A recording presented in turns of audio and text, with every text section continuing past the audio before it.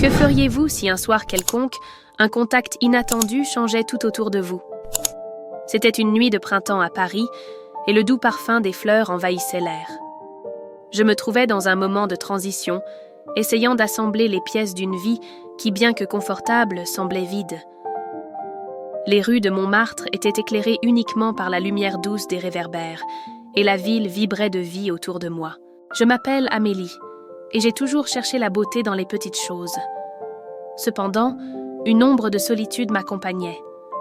Mon quotidien était rempli de rencontres superficielles et de conversations vides. C'est alors que je l'ai rencontré. Pierre était un homme énigmatique, au charme irrésistible.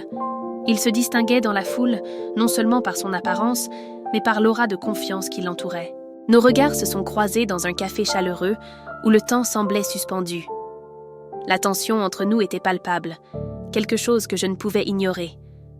Lorsque nos regards se sont rencontrés pour la première fois, une onde d'électricité a parcouru mon corps. La conversation a coulé facilement, comme si nous nous connaissions depuis des années. Il parlait de ses voyages, de ses rêves et de ses ambitions. Chaque mot semblait pénétrer en moi, révélant un côté inconnu et séduisant.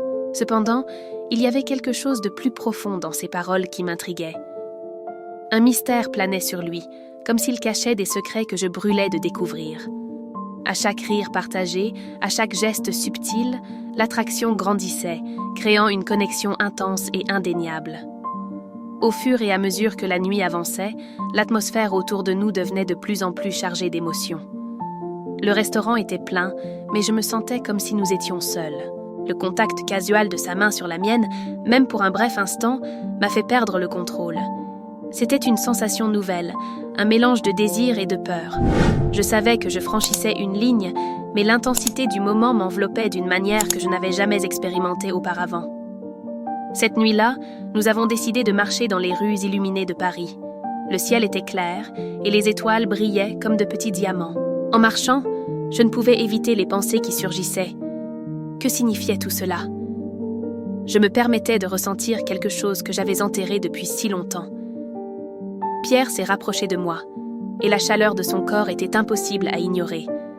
Son odeur, un mélange de Cologne et de quelque chose de plus profond, m'enivrait. J'en voulais plus.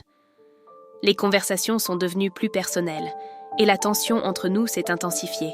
Le contact de Pierre, même subtil, me désarmait. Il parlait de ses expériences, de la vie à Lyon, et je me perdais dans ses yeux.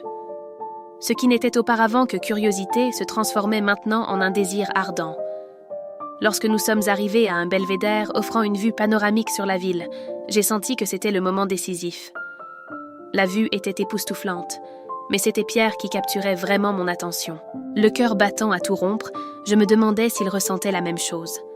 La proximité physique devenait insupportable, et la tension était presque palpable. La lune éclairait son visage, le rendant encore plus séduisant sous cette lumière douce. En le regardant, j'ai réalisé que la ligne entre le désir et la raison s'estompait. Que voulais-je vraiment? Était-ce juste pour une nuit ou quelque chose de plus profond? Pierre s'est rapproché encore plus et en un instant, nos lèvres se sont rencontrées. C'était un baiser doux mais chargé de passion. La sensation était écrasante, comme si toutes mes défenses s'étaient effondrées en un seul contact. Le monde autour de nous s'est estompé et je me suis complètement abandonnée au moment. C'était comme si le temps s'était arrêté et rien d'autre n'importait.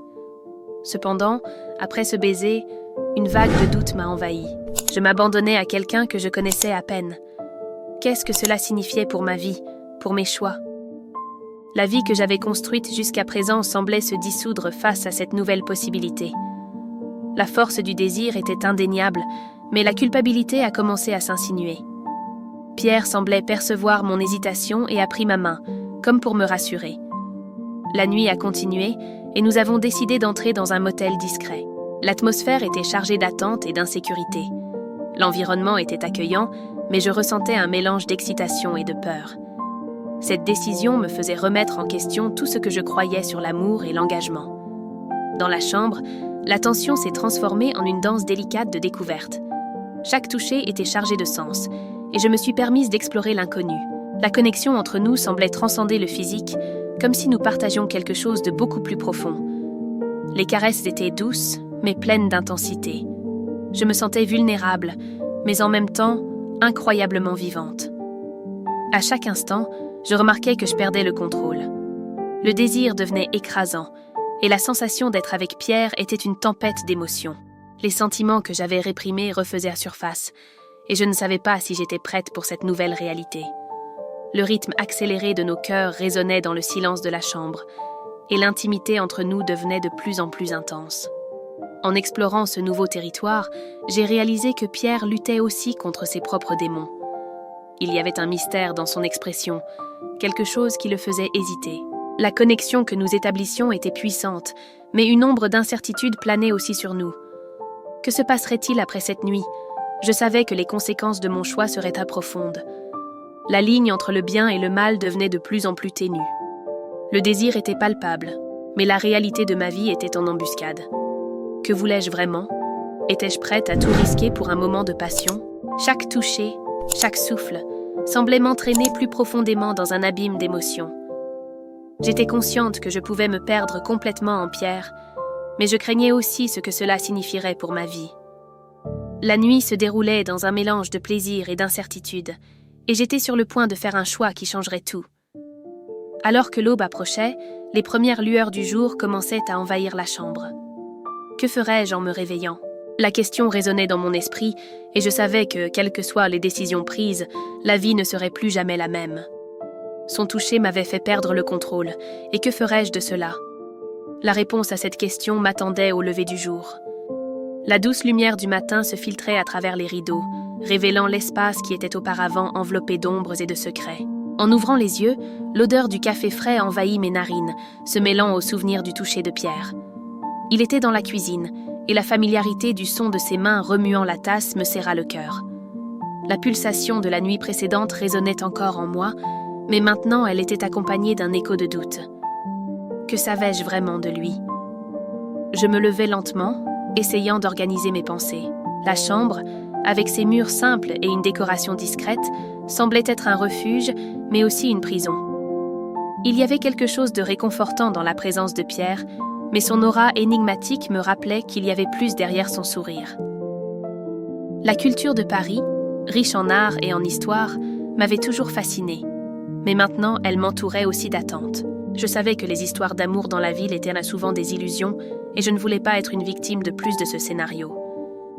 En entrant dans la cuisine, je vis Pierre de dos, concentré sur la préparation du café. Ses cheveux en bataille et sa chemise légèrement froissée le rendaient encore plus séduisant. Mais, en même temps, je remarquais la tension dans son corps. Il hésita en m'entendant, comme s'il évaluait ce que je pourrais dire. « Bonjour !» dis-je, essayant de cacher la tempête qui se formait en moi. « Bonjour, Amélie. As-tu bien dormi ?» Sa voix était douce, mais il y avait une profondeur qui m'intriguait. Son ton semblait vouloir briser la barrière qui se formait entre nous, mais je ne pouvais me débarrasser de la sensation qu'il luttait aussi contre ses propres peurs. Oui, en fait, j'ai rêvé de Paris. La ville, les lumières, tout semble si différent maintenant. La vérité était que le rêve avait été sur lui, sur nous. Mais je n'étais pas prête à partager cela. La culture parisienne, avec ses cafés et ses romances au coin des rues, m'avait toujours fait croire en des possibilités. Mais maintenant, cette possibilité ressemblait à un labyrinthe. Pierre se tourna lentement et je perçus l'intensité dans son regard. Parfois, les changements sont nécessaires pour trouver ce que l'on veut vraiment. Ces mots résonnèrent en moi, et je me demandais s'il savait la bataille qui se déroulait en moi. Que voulait-il vraiment ? Une connexion passagère ou quelque chose de plus ? Le café était prêt, et tandis que je servais, une figure familière apparut dans mon esprit. Lucie, ma meilleure amie, toujours si pleine de vie et de conseils.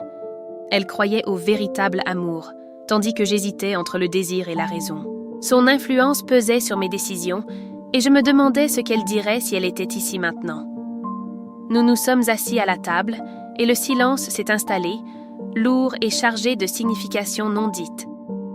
L'odeur du café se mêlait au parfum des fleurs qui entraient par la fenêtre. Je voulais en savoir plus sur lui, sur son passé, mais l'idée de m'ouvrir complètement me terrifiait. La culture française a toujours valorisé la sincérité dans les relations, mais je ne savais pas si j'étais prête à être si vulnérable. Croyez-vous que les gens peuvent changer ? ai-je demandé, essayant de détourner l'attention de ce que je ressentais vraiment. Pierre me regarda, surpris, et pendant un moment, la tension entre nous se dissipa. Je crois que tout le monde a la capacité de se réinventer. Parfois, il faut un coup de pouce, une nouvelle expérience. Ces mots résonnèrent en moi, et je réalisais qu'à ce moment-là, il parlait non seulement de nous, mais de ses propres batailles. Il y avait un côté de lui que je ne connaissais pas encore, une histoire qui se déroulait au-delà de ses yeux bruns.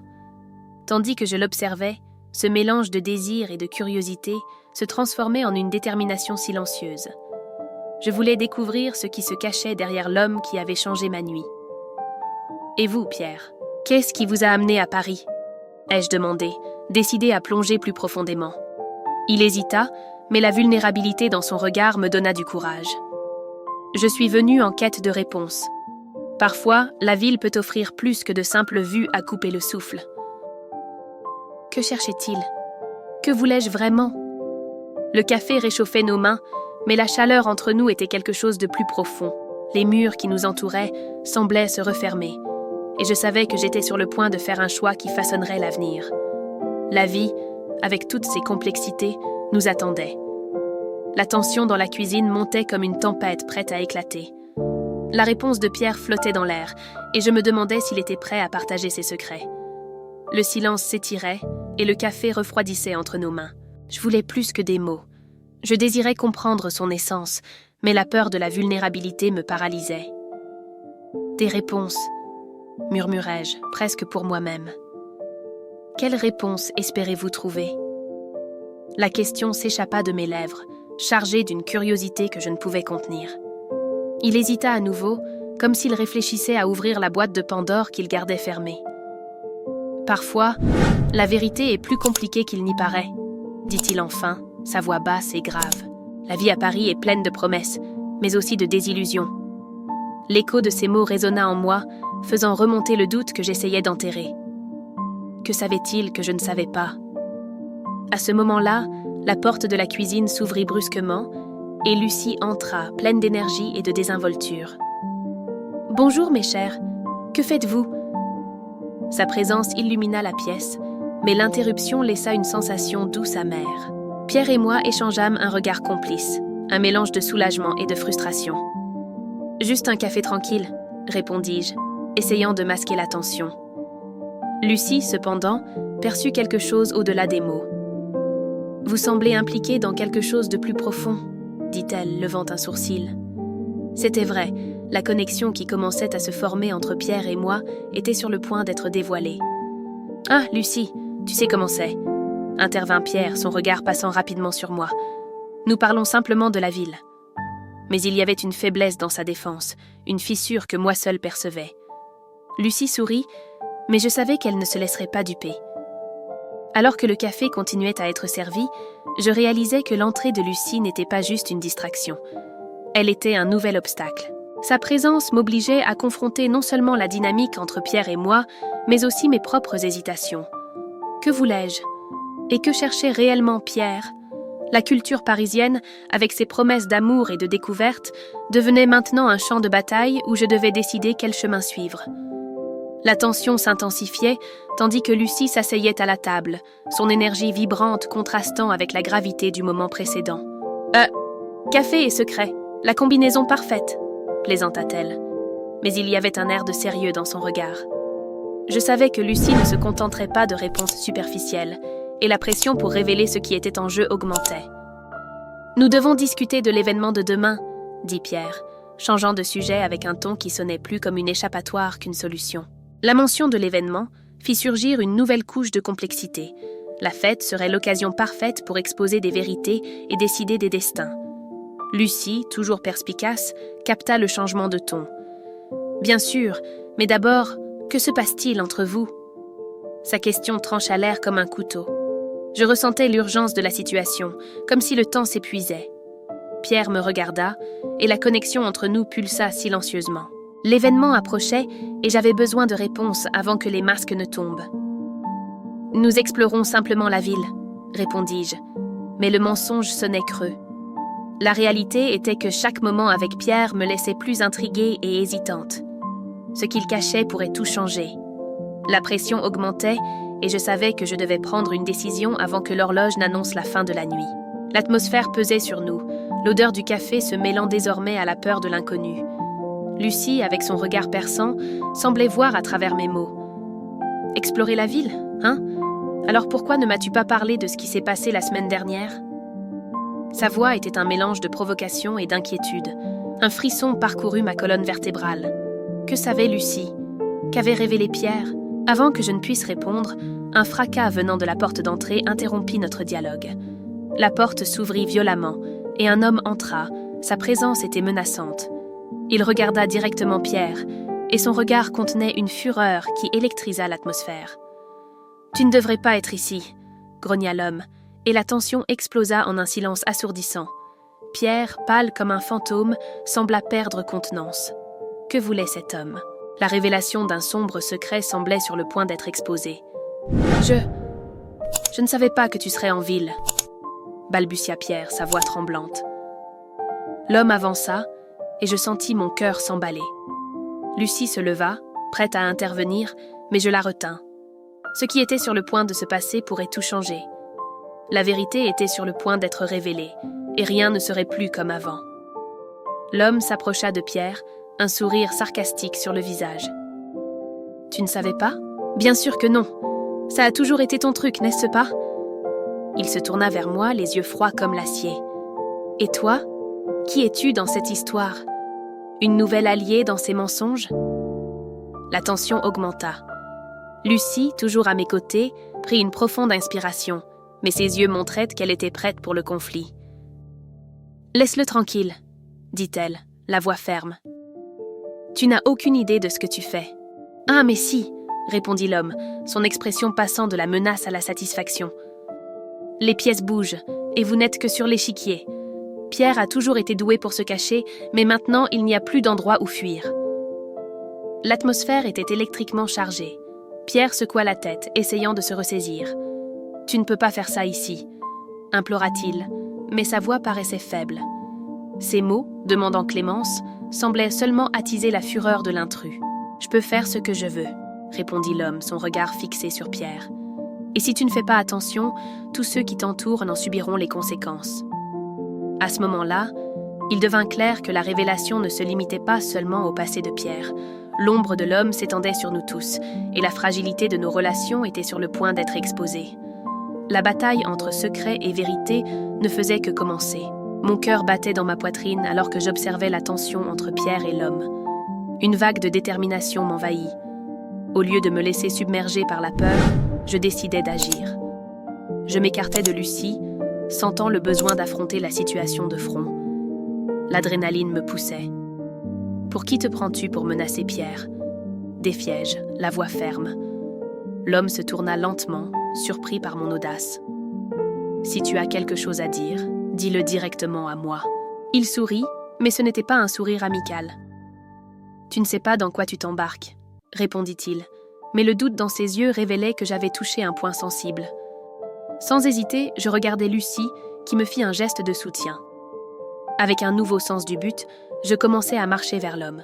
« Si tu es si sûr de ta force, alors viens et prouve-le. Nous ne laisserons pas ton venin nous contaminer. » L'atmosphère changea. La confiance qui me manquait auparavant émanait maintenant de moi, comme un bouclier. L'homme hésita, et cela me donna du courage. Je continuais à avancer, déterminé à protéger Pierre et mes amis, conscient que cette bataille nécessiterait plus que des mots. Elle exigerait du courage et de l'action. La transformation avait commencé et j'étais prêt à affronter cette nouvelle réalité. L'homme hésita, mais dans son regard, je vis qu'il n'était pas habitué à être défié. La tension dans l'air était palpable, comme un fil prêt à se rompre. Je m'approchai encore plus, sans reculer. Le silence était assourdissant et chaque battement de mon cœur semblait résonner dans la pièce. « Tu peux nous menacer, mais nous ne sommes pas des victimes faciles, » continuai-je, gardant la voix ferme. À chaque pas que je faisais, la confiance se solidifiait en moi. Pierre me regarda, son regard chargé de gratitude et d'espoir. Il avait besoin de moi maintenant plus que jamais. L'homme fit un pas en avant, tentant d'intimider, mais son geste ne fit que renforcer ma détermination. « Si tu as quelque chose à dire, dis-le maintenant, » ton temps est compté. » Un sourire sarcastique apparut sur son visage, mais ce n'était pas suffisant pour détourner mon attention. Le défi était lancé et je n'avais pas l'intention de reculer. La tension montait à mesure que les autres autour de nous retenaient leur souffle, attendant l'explosion imminente. Puis, comme un éclair, il révéla sa véritable intention. Ce n'était pas juste une menace, mais une proposition. « Rejoins-moi, et je promets que tout le monde s'en sortira indemne, » dit-il, avec une lueur ardente dans les yeux. Un frisson parcourut ma colonne vertébrale. C'était une offre tentante, mais je savais qu'il y avait plus en jeu. Ce que tu veux vraiment, c'est le pouvoir, pas la paix. Je ne peux pas m'allier à quelqu'un qui manipule les vies comme des pièces d'échecs. Mon ton tranchant rendit l'atmosphère encore plus lourde. À cet instant, quelque chose changea en moi. Le doute qui m'avait hanté si longtemps se dissipa. Je n'étais plus la personne hésitante du passé. J'étais la voix de la résistance. L'homme hésita, et je réalisais que sa faiblesse était dans son besoin de contrôle. D'un mouvement rapide, je tirai Pierre en arrière et avançai, le confrontant directement. La seule chose que tu ne peux pas contrôler, c'est la détermination de ceux qui luttent pour une cause plus grande. La déclaration résonna, et dans la chaleur du moment, une lumière semblait briller autour de moi. Je ne défiais pas seulement l'homme. Je devenais l'héroïne de ma propre histoire. Et ainsi, le conflit se transforma en bataille pour la liberté. Le conflit final changea tout. En refusant l'offre de l'homme et en affirmant ma détermination, je défendis non seulement Pierre, mais aussi l'essence de la liberté que tous recherchaient. La bataille qui s'ensuivit fut intense, mais le courage collectif de nous tous fit la différence. Les chaînes de l'oppression ont été brisées et l'espoir a ressurgi. Avec le temps, la communauté s'est relevée, unie et plus forte, apprenant des cicatrices du passé. En regardant en arrière, je réalise que mon parcours m'a transformée. Je ne suis plus une spectatrice, mais une leader. Maintenant, je vous invite à suivre cette histoire sur ma chaîne YouTube.